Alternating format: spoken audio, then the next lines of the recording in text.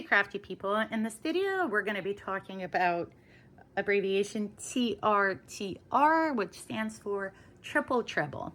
This is an exceptionally tall stitch.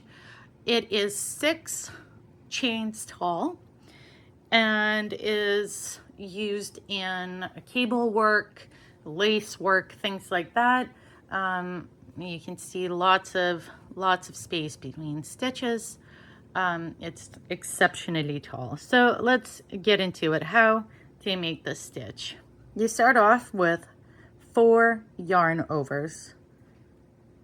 So I've got 4 yarn overs and a loop, so that's 5 loops on my hook. And I'm gonna go ahead into the next stitch that I'm working, pull up a loop, and do yarn over through 2 5 times. So 1, 2, 3, 4, and 5. Very tall stitch. Let's do that again. So yarn over 4 times, 3, 4. That gives me 5 loops on my hook. Into the stitch, yarn over, pull up a loop. That's 6 loops on my hook. And we'll do yarn over through 2 5 times. 1, 2, 3, 4, and 5.